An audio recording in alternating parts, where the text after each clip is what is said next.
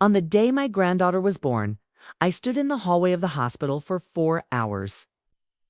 I had brought a small white stuffed rabbit in a clear plastic bag and a card with a hand-painted watercolor of forget-me-nots. I didn't want to intrude. I didn't want to assume. But when the nurse came out and called for a family, I stepped forward and my daughter-in-law, from inside the room, said plainly, "Not her." I remember the way the nurse blinked, then looked at me like she wished she hadn't heard that. I nodded. I told her it was fine. I turned around and walked back down the corridor, past the vending machine I used to lift my son up to when he was too little to reach the buttons. I sat in the car, turned the engine on, then off again. My hands were shaking. The rabbit was. Still in the passenger seat, staring straight ahead. I'm Margaret Langley, 69 years old. And that was the moment I knew my place had been reassigned. Subscribe and tell me in the comments where you're watching from. Thanks, my son Andrew was a planned pregnancy. I was 23. I worked part-time at a public library in Santa Clarita, shelving returns and stamping due dates in the backs of books. I didn't have much, but I made him his own little world. A wooden crib my father built by hand. Yellow paint on the walls. A mobile I made out of felt stars and old buttons. When he was teething, I used frozen washcloths soaked in chamomile. When he was 4 and had night terrors, I sat beside him every night and whispered the names of safe places: Grandma's garden, the school library, the seat behind me in the car. When he started baseball, I drove 40 minutes every Saturday, just to sit on cold bleachers and watch him strike out and try again. I was the one in the stands clapping anyway. Even when I divorced his father, I kept everything steady. I kept the lights on. I worked. I saved. I packed lunches with napkins that said, "You've got this." I gave him everything I could think of that might hold him together in this world. I thought that meant something. And then I met her, Courtney, the daughter-in-law. She was sweet at first. Too sweet. I should have seen it, but I didn't. I only noticed how she smiled like she practiced it. How she praised me with words that sounded a little too clean, like the compliments were packaged. She always called me Mrs. Langley, even after I said, "Please, it's Margaret." I got the message eventually. When they got married, she planned everything. I was allowed to bring cookies for the rehearsal dinner, but only if they were nut-free, gluten-free, dairy-free, and in neutral-colored containers. She sent me the list in an email with no greeting. It's just the list. After the wedding, Andrew called less. I started getting news through forwarded texts. I stopped being included in their holidays unless I offered to host. And even then, Courtney brought her own food, her own centerpieces, and once even her own set of chairs. But I held back, smiled. I didn't want to lose him. Thought I could earn my way back in. I remember the day they announced the pregnancy. They didn't call. They sent a group text with a sonogram and the words coming October 6th. No mention of Mom, no direct message, just a wide, faceless announcement. Still, I bought a little gray onesie with "You Are Loved" stitched across the chest. I dropped it off in a gift bag with a ribbon at their door. No one came out. I left it on the porch. Weeks later, I asked how the baby room was coming along. Andrew said, "We're keeping it neutral, Scandinavian, minimalist." I asked if I could help. Paint, sew curtains, knit something small. Courtney said they wanted a clean aesthetic and that things from another generation might not suit. That word stayed in my chest for weeks. Another generation. Like I was some dusty heirloom they didn't want but couldn't throw away. When the baby was born, I thought maybe something would shift. Birth has a way of softening people, doesn't it? I thought maybe they'd need help. That maybe Courtney would look at me with the same exhaustion I once had. And we'd find something human in each other. But I stood in the hallway that day, holding a rabbit, and she said, "Not her." I didn't cry. Not then. Not in the car. Not. That night, I went home, walked into the room I'd quietly turned into a nursery over the past few months. Pale yellow wallpaper with little moons. A second-hand bassinet I'd cleaned and mended. The same mobile redone in softer colors. I took the rabbit inside and set it on the edge of the rocker. And I sat there for a long, long time. It hit me like a tide with no warning. This room wasn't for them anymore. It was for me, for the memory of who I was, for the mother I had been, for the soft, careful, invisible work I had done all my life, even when no one watched. Especially then. They didn't want the room. But I did, so I kept it. The nursery was mine now, and I let it stay the way it was. Yellow, soft, quiet. I'd open the curtains each morning and let the light in as if someone small was still meant to wake there. I stopped offering updates. I stopped asking how Courtney was recovering, or whether she needed help, or if they'd figured out how to sterilize bottles without melting them. I didn't need to be useful to be valid.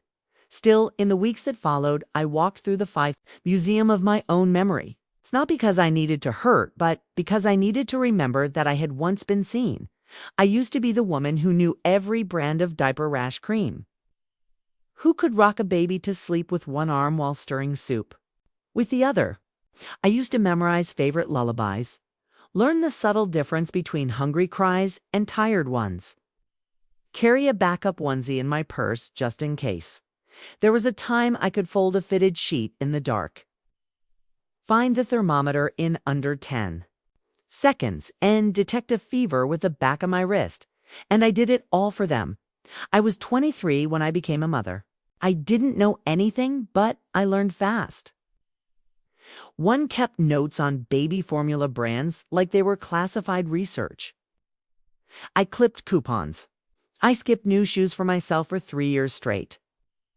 I stayed up late sewing tiny Halloween costumes because Andrew wanted to be a ladybug, and they didn't make those for boys back then.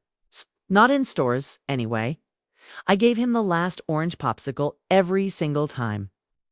I remembered his classmates' names and brought extra Valentines in case someone was forgotten. I took notes at parent-teacher conferences and followed up with handwritten thank you cards. I showed up to the science fair even when I had the flu. I didn't let him see me shiver, and when he was older, when life got heavier, I carried his pieces the best I could. The heartbreak in high school that left him curled up in bed, the rejection letter from his dream college, the silence after his father left for good. I made that silence soft. I never used it to punish. I bought his first car. Not a new one, an old Volvo, blue, slightly dented, but it was his. I paid for the insurance until he got on his feet. And when he did, I stepped back, just like mothers are supposed to, quietly, without a ceremony. When he met Courtney, I tried. I really did. I invited her to dinner and made gluten-free pasta, even though I wasn't sure how it was supposed to taste. I complimented her shoes and kept my opinions to myself when she interrupted him or scrolled through her phone. I listened to her talk about how important it was to curate energy in their home, even though I didn't understand what that meant. I bought them a Le Creuset pot for their engagement. She returned it. When they moved in together, Andrew called. Less the conversations got shorter, then less personal. I'd ask how he was and get, "We're good, just busy." Always busy. I tried not to resent it. He was an adult. They had a life. But I was still here, still real. And every time they didn't visit for a holiday or cancel dinner last minute, I told myself, they'll come around. It's just a phase. Maybe they're overwhelmed, but it kept happening. Little exclusions. Being tagged in family photos after the fact. Getting secondhand invitations. Courtney once sent me a birthday card with love from the three of us. Sat with that card for a long time, wondering who the third was. Later, I realized it was probably the dog. I once brought over lasagna when I knew they were both sick. I left it on their porch with a note. Days later, the dish was returned washed, but with no thank you, no message, nothing. That was the first time I felt something in me flicker. It was like trying to sing to someone wearing headphones, but I kept giving. Because that's what mothers do, isn't it? We give even when no one notices. We give until the walls remember our touch. We give until the house smells like us, even when we're gone. When they announced the baby, something woke up in me. I didn't want to be intrusive. I didn't even want much. Just to be near. Just to be a witness. I thought maybe, just maybe, this would be the thing that brought me back in. A baby brings its own kind of gravity, and I'd been orbiting too long. I wanted to come home, so I bought books. I knitted small socks. I scrubbed out my old baby bath and bleached it until it gleamed. I started making a list of emergency contacts. Feeding schedules, developmental milestones. I wanted to be ready. I thought they'd want me ready, but they didn't. They had a registry with $200 wipe. Warmers and organic bamboo onesies that came in packs of one. They had a night nurse scheduled, a birth doula, postpartum planner. Everything was done clean, distant, and clinical. I wasn't on the list not to visit, not to help, not to hold. When I showed up at the hospital, I hadn't told them I was. Coming, I had just hoped. Isn't that what grandmothers do? They hope. They hold on to some invisible thread that says they'll want me there. But when she said not her, the thread snapped. And suddenly, all the little things I'd done for them over the years, every sacrifice, every sleepless night, every quiet compromise, they came rushing back, not as pride, but as proof. Proof that I had shown up. That I had loved them well. That I had done the work. Even if they never said thank you. Even if they didn't see me now, I still knew what I'd done. And that knowing would have to be enough. Some things don't break with noise. They splinter slowly like a crack forming in a teacup you keep using out of habit until one day it scalds your fingers. That was how it happened with them. Not one grand betrayal, not at first. It's just 100 quiet hurts. It started, I think, the Christmas after Andrew got married. I'd spent 2 days making shortbread from his grandmother's recipe, the kind he used to sneak out of the tin before dinner. I brought it over in a red metal box wrapped with green ribbon. They had moved into a townhouse by then. Clean white walls, no curtains, glass coffee table. Everything felt like it belonged in a catalog. Not a home got Courtney opened the door and smiled without showing her teeth. "Oh," she said, glancing at the tin. "We're doing low sugar right now. Maybe next time." She set it on a console table by the door. I don't think she ever opened it. That year they gave me a candle. No tag, no card. It's just a gray candle in a box that said breathe. I smiled and said thank you. I told myself they were busy. Newlyweds. Navigating things. But it kept going. The missed calls. The birthdays, they forgot. The way Andrew stopped texting back unless I sent a second message hours later. I learned not to call after 7 p.m. Courtney said it disrupted their evening rhythm. When I tried to plan a small lunch for my birthday, the three of us, Courtney said they were setting boundaries around time and would only be doing family events in larger groups. Larger groups, of course, meant her family, her cousins, her side.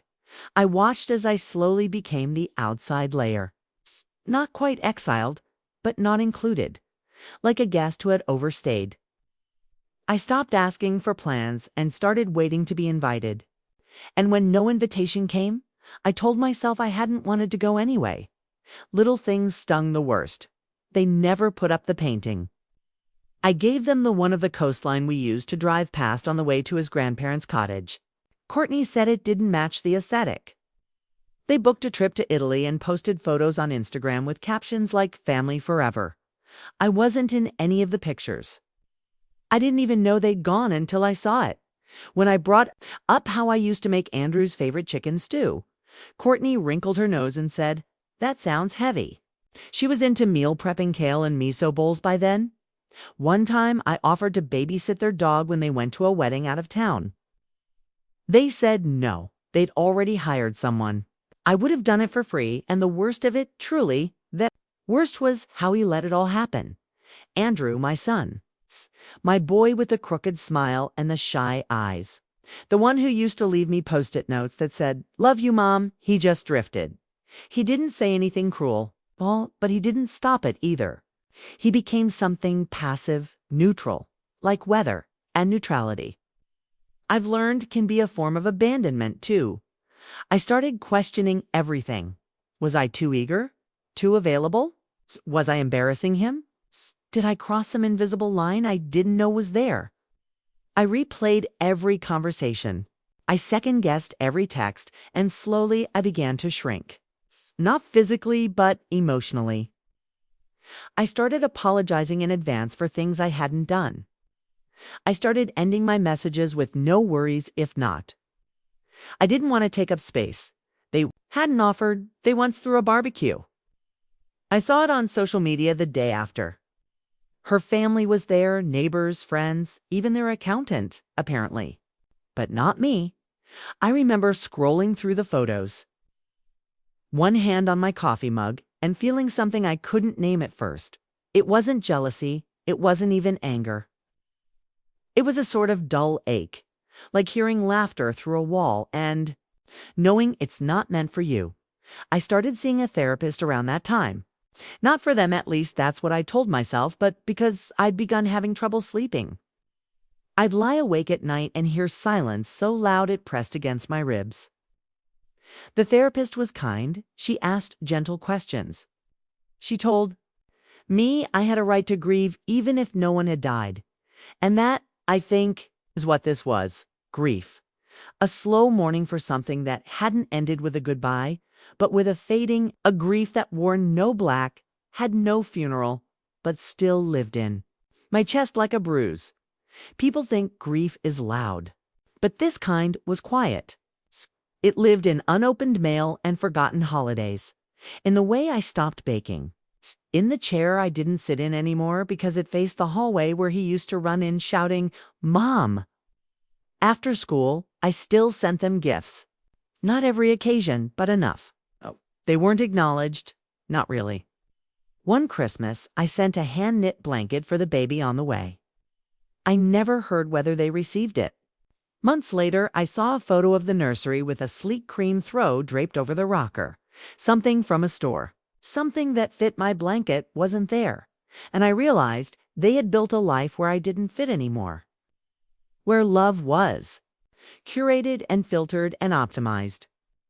And I was just a relic of something unpolished. But I stayed quiet because the pain wasn't sharp.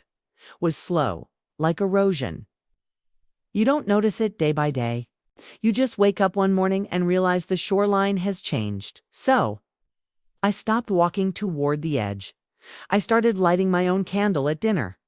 I started eating on the good plates again. I bought flowers for myself at the grocery store and said my name out loud when the cashier asked who they were for. Because when love turns into absence, you can either chase it or you can turn inward and build something that won't leave you waiting in the hallway. It happened in May, late spring, when the jacaranda trees were shedding their soft purple blossoms and the sidewalks looked like they'd been dusted in lavender snow. I remember that because I'd gone on a walk through the neighborhood just before. I was trying to get back into the habit of movement, stretching my lungs, noticing things. The birds were nesting. Children's bicycles were left out on driveways. Life was going on in quiet, ordinary ways. I was sorting through old files in my bedroom when I found the envelope. Thick paper, crisp edges, my name printed in blue, ink not handwritten, typed I knew even before. I opened it that it wasn't something meant to be warm. It was a notice from the lawyer.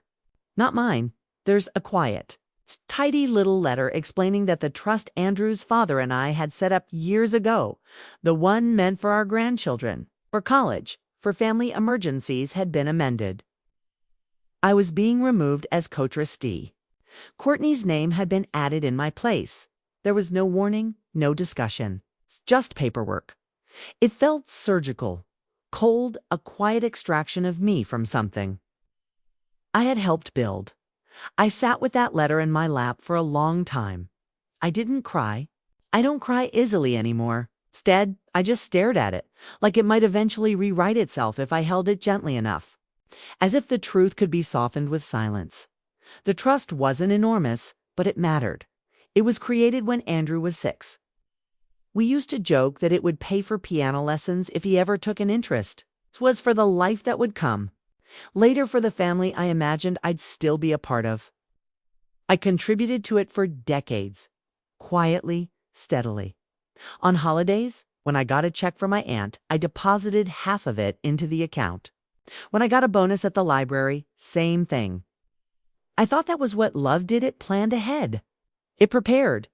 When I called the firm listed on the letter, the receptionist told me that Andrew and Courtney had signed the revision 2 months ago. 2 months? That was around the same time they stopped responding to my texts. I didn't call Andrew, didn't storm over or send a dramatic message. Just sat on the edge of the bed and looked around the room I had painted pale blue after. He left for college. I had never changed it. Not really. It's the same bookshelf. It's the same old ribbons from school sports days. A photo of him at age 10, gap-toothed and sunburned, holding a plastic trophy with a grin so wide it made my chest ache. I had raised a child who could erase me with a form and a signature.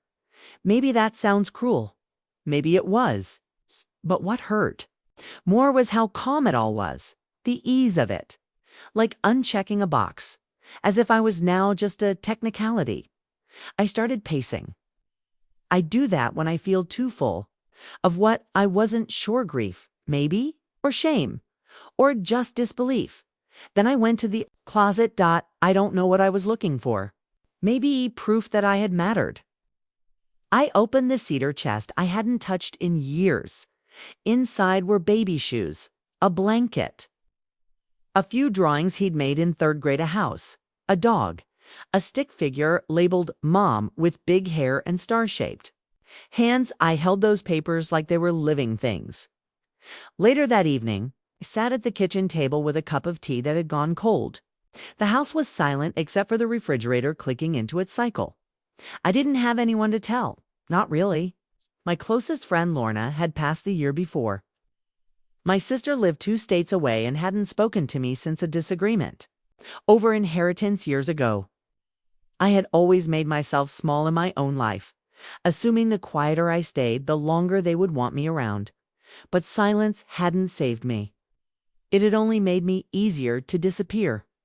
I opened my desk drawer and pulled out my own folder, one labeled with my full name in pen.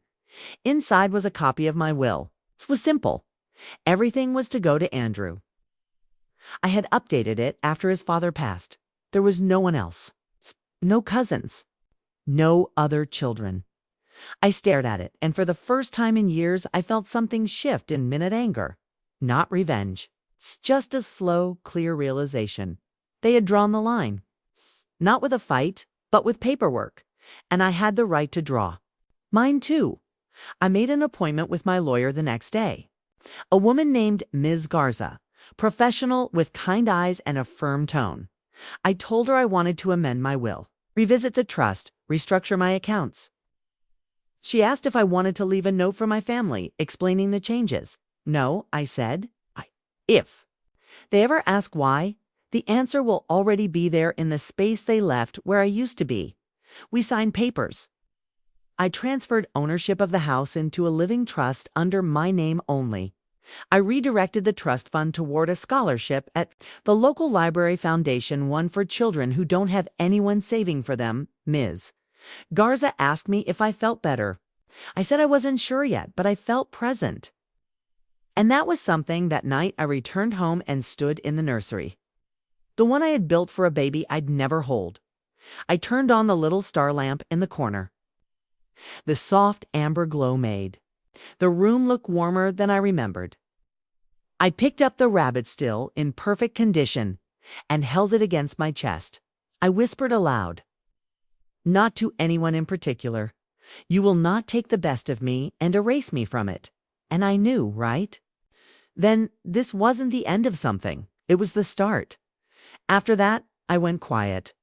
Not the kind of quiet that waits to be asked what's wrong. It's the kind that no longer needs to be heard. I stopped sending messages. I didn't return their last voicemail, the one about some community fundraiser they were hosting where I could drop by if I had time. I didn't have time. Not anymore. It wasn't a declaration. I didn't slam any doors. I didn't post anything cryptic. Spite like a guest politely excusing herself from a table where the conversation had drifted elsewhere, where the chairs had been turned inward, The silence wasn't to punish them. It was to save myself. I started small. I unfollowed their accounts on social media. Not blocked, just enough to stop the slow drip ache of watching their filtered life unfold without me. I deleted their names from the favorites list on my phone. It's amazing how freeing that was, clearing digital spaces where I had been holding on. I didn't go to their daughter's christening. I wasn't invited. But even if I had been, I wouldn't have gone. I had already mourned that version of myself, the grandmother in the rocking chair. The soft voice reading bedtime stories, the patient hands warming bottles. That woman had been imagined. Not by them, by me. She had never existed in their story, only in mind, and so I let her go. I found a notebook in the back of a drawer and started writing things down. Not letters, not poems, just pieces of memory, like breadcrumbs leading me back to myself. The day I brought Andrew home from the hospital and didn't sleep for 43 hours straight. It's the time I stayed in the car after a parent-teacher conference just to cry because the teacher had said he was kind. It's the way he used to squeeze my hand 3 times before crossing the street. I love you. I wrote it all down, not for him, but for me. I needed to see it, to remind myself I had not imagined it, that my motherhood had been real and whole and good. I began to save. 2. Carefully, intentionally. Money I might have spent on birthday presents or baby gifts. I tucked it into a high-interest account. I made lists of things I'd been meaning to do: get the leak in the bathroom fixed, reupholster the old armchair in the sunroom, buy good walking shoes. It's funny. I used to put off all those things because I thought something better was coming. A family weekend. A visit. A chance to be part of their life again. I kept my calendar open for invitations that never came. Now, my calendar was mine. One afternoon, in June, I booked a meeting with an estate planner. Not just for the will, for everything. I wanted control over where my money went, where I would live, how I would be cared for if I ever needed help. No vague promises. No assumptions, she asked. If I had children, I said yes. Then, after a pause, I added, but we live on separate maps now. She nodded like she understood. I started volunteering on Thursdays at the local library, just shelving books and helping kids find titles they liked. It was quiet work, but meaningful. Once a boy around 8 asked me if I was a teacher. Said no, and he said, "You seem like one. You know stuff?" That stayed with me longer than it should have. Sometimes the ache came back. Usually when I saw an older woman holding her grandchild's hand, or when a friend casually mentioned a family dinner. But I didn't chase the pain away. I let it sit beside me. We'd become familiar with each other. Pain, and I didn't speak. But we understood our terms. At night, I started listening to music again. Soft jazz, mostly. Something about a slow piano made the silence in the house feel like company. Not absence. I took down the framed family photo in the hallway, the one from Andrew's wedding. I wrapped it gently in tissue paper and placed it in the closet, not out of anger, but because it no longer felt true. It had captured a moment, yes, but not a relationship. Instead, I hung up a picture I'd taken years ago, an empty shoreline, just before sunrise. It reminded me of something I read once. That peace isn't the absence of sound, but the presence of calm. There were days I wondered if they noticed. Did they talk about me? Did Courtney remark that I'd gone distant? Did Andrew scroll through our old messages and pause at the last one? I'll never know, and I stopped needing to know. That's the thing about silence. When it's chosen, it becomes a kind of strength. It doesn't beg to be broken. Stands still and watches what collapses without its scaffolding. In my quiet, I learned things. I learned that love doesn't disappear, just stops performing for people who won't applaud. I learned that dignity isn't loud. And I learned that being forgotten doesn't mean you forget yourself. There was power in my retreat, not because it hurt them, but because it healed me. I had spent years stitching myself into their tapestry, only to realize they were pulling the thread each time I turned my back. Now I kept the thread. I chose where it went, And for the first time in a long time, I didn't feel unraveled. I felt whole. I moved differently after that. Not suddenly, not with fanfare. Just one small shift at a time. Like turning the dial on a radio until the static fades and you hear your own voice again. I woke earlier. I sat with my coffee longer. I stopped rushing through things. My life no longer moved on anyone else's schedule, and for the first time in decades, I wasn't waiting on someone else to say, "You're allowed now." I started with the garden. It had been wild for years, overgrown roses, ivy creeping up the side gate. A hydrangea bush that hadn't bloomed since Andrew left for college. I used to keep it trimmed out of habit the way a woman brushes her hair for no one in particular. But somewhere along the line, I let it go. Like so many other things. That June, I bought gloves and soil and a new set of pruning shears. I stood out in the sun with a wide-brimmed hat and dirt on my knees and worked quietly, methodically. Each snip, each pull of weed felt like some quiet reclamation, a kind of apology to myself. By August, I had tomatoes big, sweet ones, bursting right off the vine. I brought them inside in a chipped ceramic bowl and thought, this is mine. All of this around that time. I also found a small rental cabin near Ohio, a quiet place tucked into the hills, surrounded by citrus trees. It had no television, no cell signal, and the kind of silence you could drink. I stayed for 3 nights.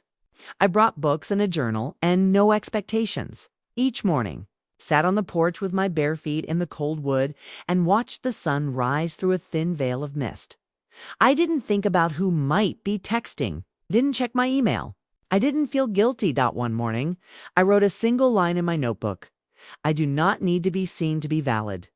That sentence became my compass. Back home, started making changes. Not declarations, adjustments. I took down the baby mobile from the nursery, not with sadness, with intention. I packed away the soft toys, the untouched board books, the folded blankets. I didn't donate them, not yet. I just needed the space back in its place. I set up a reading corner, a velvet armchair in sage green, a lamp with a low, warm glow, a small side table for tea. It wasn't a nursery anymore. It was a room for becoming. I applied for a part-time position at the library, again this time, not because I needed the money, but because I missed the feeling of purpose. They gave me the Friday shift at the children's desk. I stamped books and offered recommendations and helped shy little ones learn to find the letters of their names. One little girl, maybe 5 or 6, came in with her grandmother every week. She had the kind of questions that tumble out in 3's YR stars small. Why does paper tear? Do worms have moms? I answered every one. The grandmother reminded me of who I used to imagine I'd become: gray curls, soft cardigans, a purse full of mints and tissues. I didn't envy her. I admired her from a quiet distance, like you admire someone in a painting. It was enough to witness it. I didn't need to step into the frame anymore. Around the same time, I started learning how to cook for one. Not out of necessity, out of care.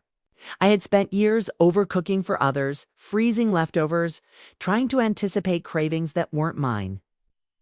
Now I made what I wanted: a single grilled peach with honey, an egg baked into sourdough with herbs from the garden, lentil soup, slow cooked for hours, because I liked the smell in the house.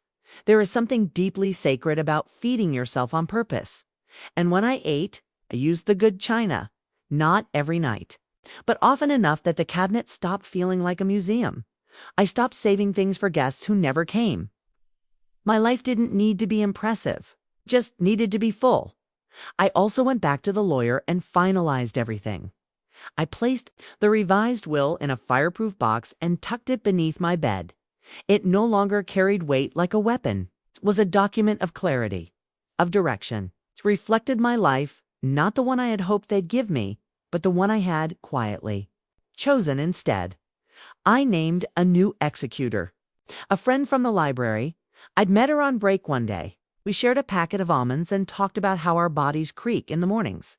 She was kind. She didn't ask questions about my son. She just said, "People don't always come through." Doesn't mean we stopped setting the table.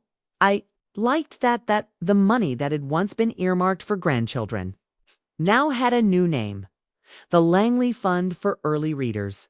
We worked with the city to create a small grant covering books, reading tutors, and transportation for children in low-income areas. I didn't want my name on the banner. It's just somewhere in the acknowledgments. Small, invisible, but there.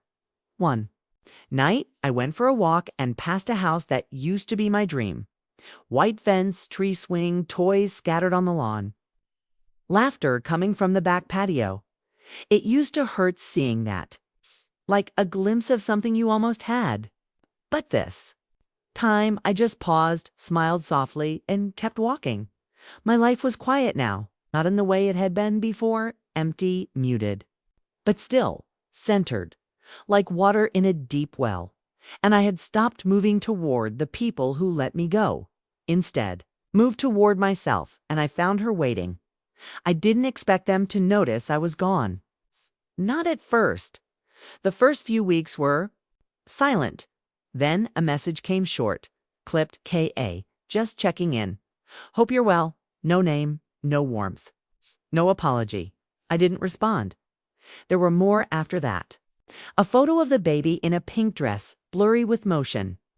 A forwarded invite to some charity auction Courtney was co-hosting.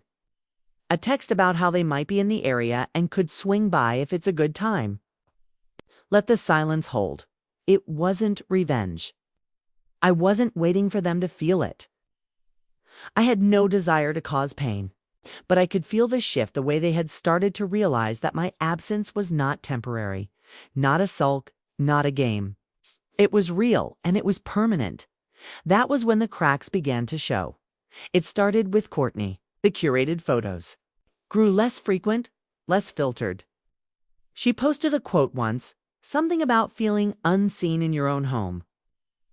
People always reveal themselves eventually, even when they think they're being vague. Then came the phone call.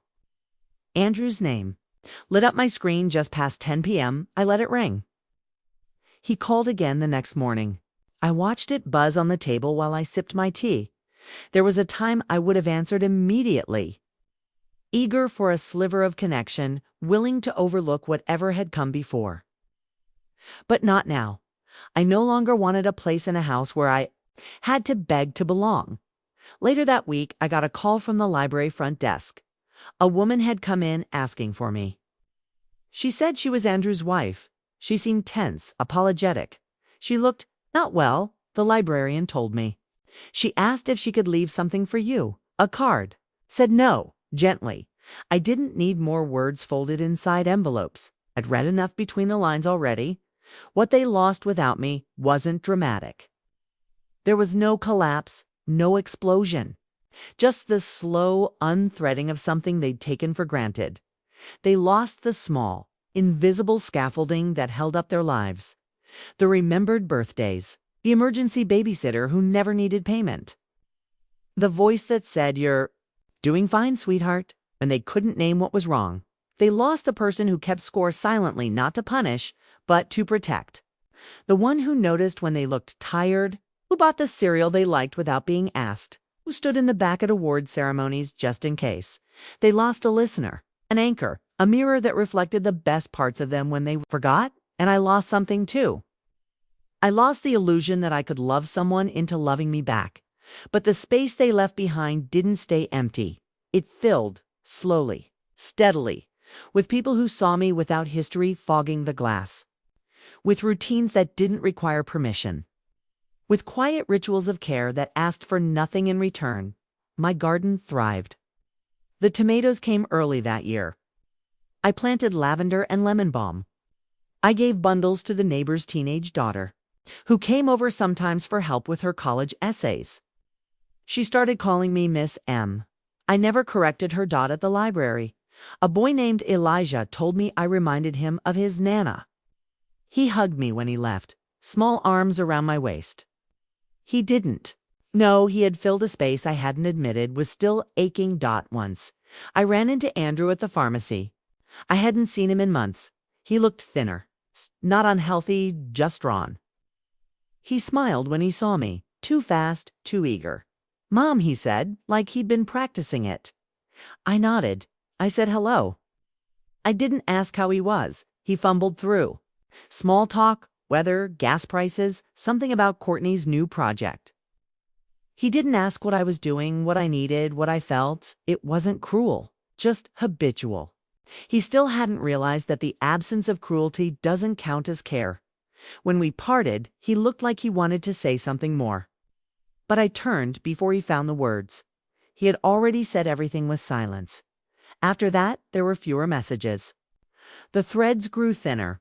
I suspect they began to realize I wouldn't return to the outline they had drawn for me, that I wasn't just on pause. I had moved on. And what they lost, what they'll keep losing, can't be measured in dramatic events. It will come in the quiet moments. The ones they'll never name out loud, when they're tired at 3 a.m. and wish someone would just understand. When the baby cries and Courtney thinks her mother would have helped but can't bring herself to say it. When Andrew's birthday rolls around and no handwritten card arrives. No favorite dessert appears like magic. Loss, I've learned, is not always loud.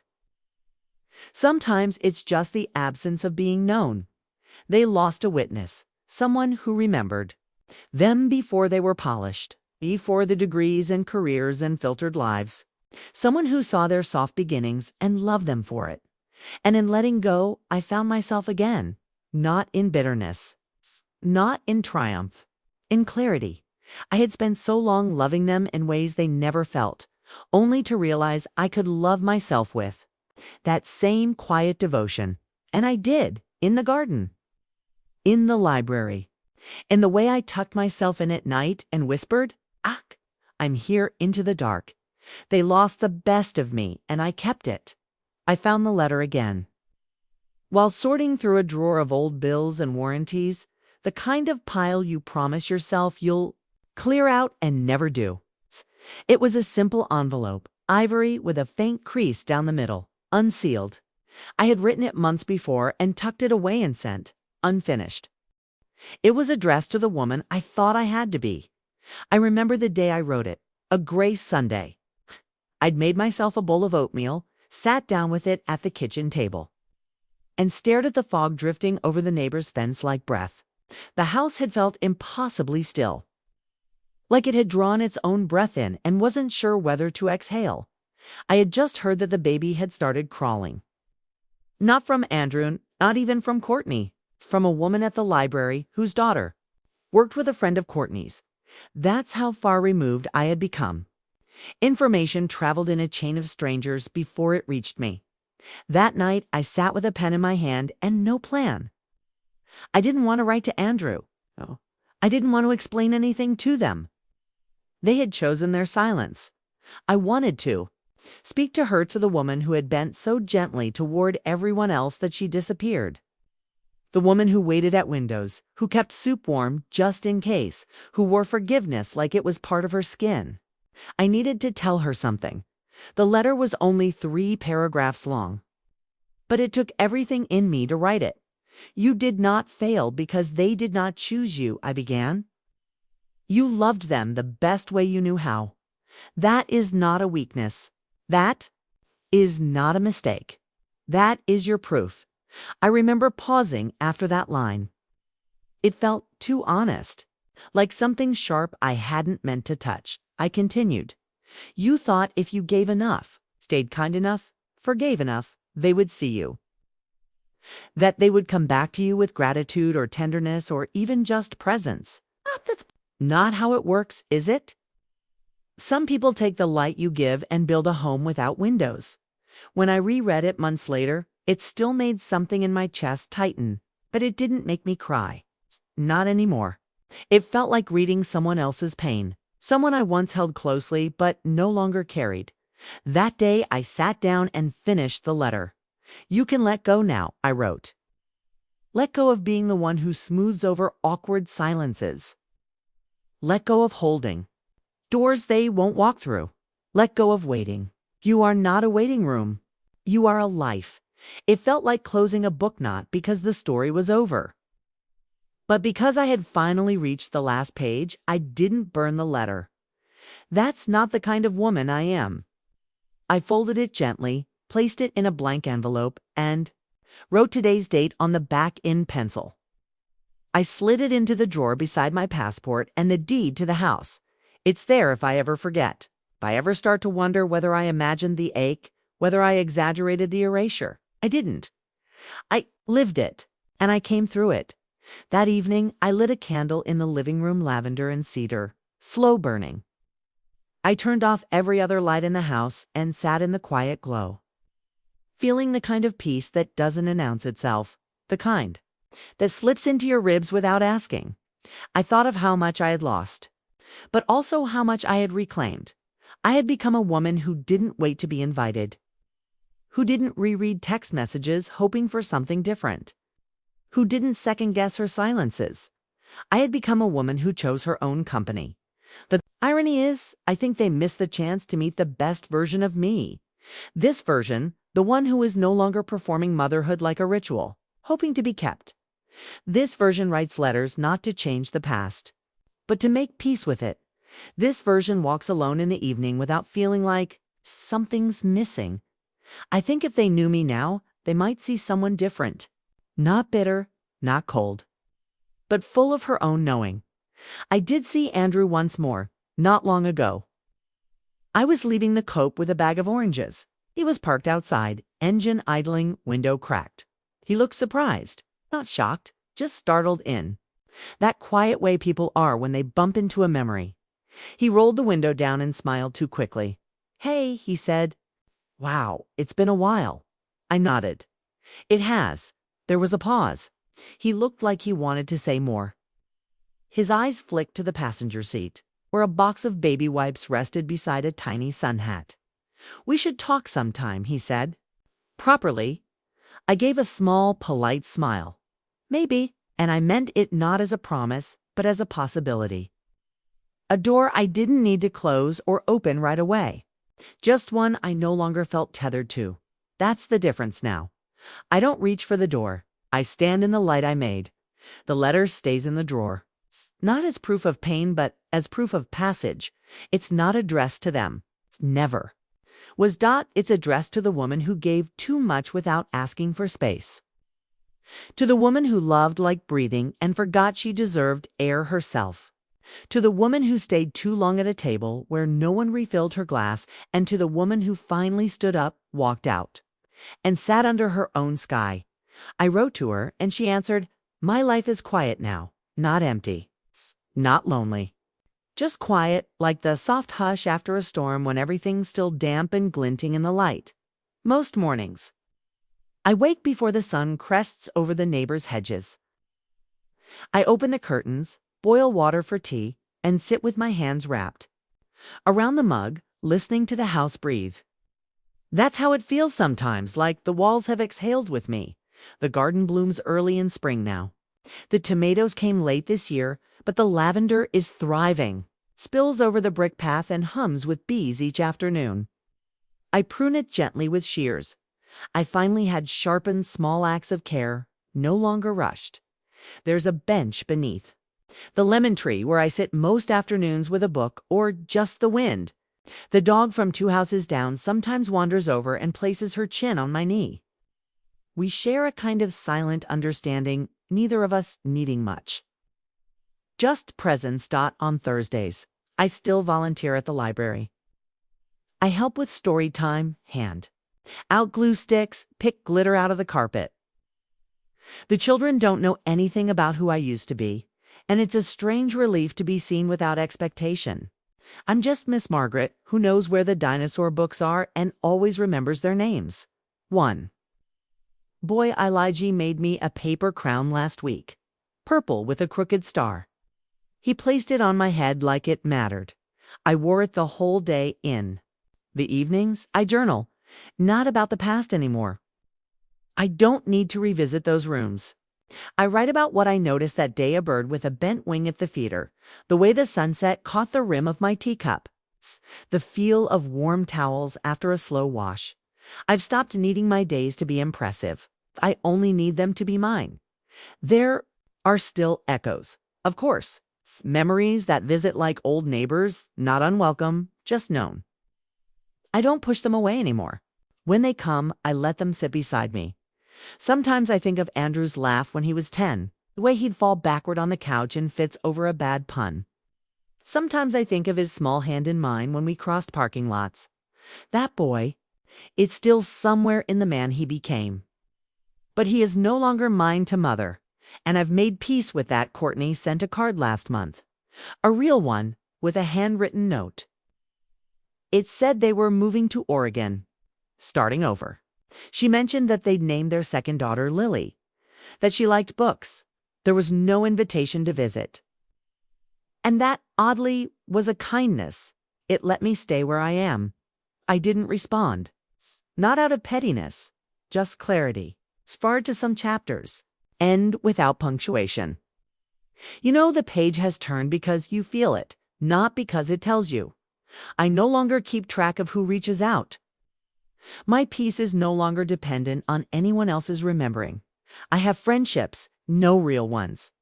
People I met later in life when there was no pretending left. My neighbor Ruth comes over on Sundays with scones. We sit in the sunroom and talk about plants, aches, and dreams we've stopped apologizing for once. She asked if I regretted not pushing harder to stay in Andrew's life. No, I said. I only regret how long I begged quietly. We don't talk about it much anymore. The past has settled into the soil like compost. Still part of the story, but not the shape of the garden. I am no longer waiting for reconciliation. What I have now is steadier than that. There's an old quilt on my bed that I made the year Andrew was born. Yellow and blue, patched from bits of fabric from his baby clothes. For years I kept it in a chest, waiting, I suppose, to pass it down. But one chilly night in December, unfolded it and placed it on my own bed. It's mine now. Everything I gave with love remains love even. If it was never received, that's the quiet truth. People think peace comes with closure. But a DOESN single quotes peace comes when you no longer need closure to be okay. Peace is using the good dishes alone. Peace is tending to a garden no one else sees. Peace is choosing yourself without ceremony. And now I walk most mornings. Around the block. Past the mailbox where I used to wait for birthday cards. Past the house where a little boy once drew hearts in chalk on the sidewalk and called me Grandma, though I was only his babysitter. I carry no bitterness, only breath. I wasn't angry. I was finally empty-eyed. That was beautiful.